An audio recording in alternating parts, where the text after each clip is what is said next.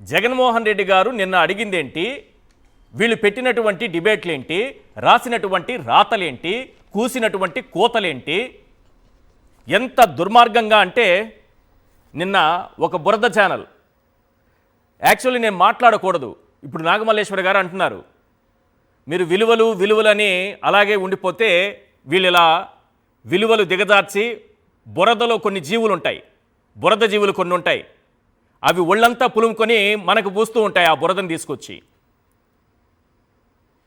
ఇప్పుడు జగన్మోహన్ రెడ్డి గారు క్వశ్చన్ చేశారు, రాయలసీమ ఎత్తిపోతల పథకాన్ని అది అలాగే చూపించండి, రాయలసీమ ఎత్తిపోతల పథకానికి చంద్రబాబు నాయుడు గారు సమాధి కట్టేశారు అన్నారు.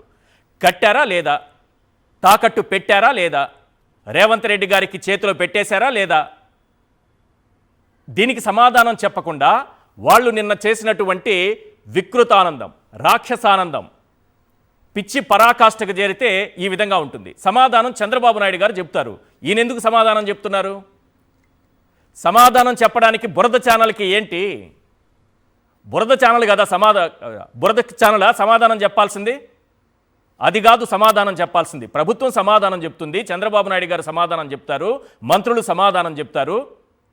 జగన్మోహన్ రెడ్డి గారు ప్రతిపక్ష నేతగా ఒక క్వశ్చన్ చేస్తే కానీ ఏం రాస్తున్నారు? ఈ బురద ఛానల్ చూడండి, దీన్ని జర్నలిజం అంటారు. మన ఆంధ్రప్రదేశ్లో దీన్ని జర్నలిజం అంటారు. చెప్పాను కదా, బురద ఛానల్ అనాలి వీటిని. ఎందుకంటే బురదలో కొన్ని జీవులు ఉంటాయి, అది ఒళ్ళంతా బురద పూసుకొని పక్క వాళ్ళకి రుద్దేటటువంటి ప్రయత్నం చేస్తూ ఉంటాయి. అలాగే మిగతా వాళ్ళు కూడా మారాలని కోరుకుంటున్నారో ఏంటో అర్థం కావట్లేదు. ఇది జగన్ అసలు రాక్షస రూపం అంట. కోరలు పీకినా చావని విషసర్పం. ఒక వ్యక్తి చావుని కోరుకునే వీళ్ళు మనుషులేనా? చావును కోరుకునేవాడు మనిషేనా? మానవత్వం ఉందా? వీళ్ళకి అర్థం కాని విషయం ఏంటంటే వీళ్ళెప్పుడు భగవద్గీత చదివినట్లేరు. ప్రతి ఒక్కడికి పుట్టిన ప్రతి ఒక్కరికి చావు తప్పదు అని ఉంటుంది అందులో. చదవండి సార్, భగవద్గీత చదవండి, బుద్ధి మార్చుకోండి. జగన్మోహన్ రెడ్డి గారి క్వశ్చన్కి ఆన్సర్ చేయకుండా కోరలు పీకినా చావని విషసర్పం అని రాస్తారు. దీన్ని జర్నలిజం అంటారు మన ఆంధ్రప్రదేశ్లో.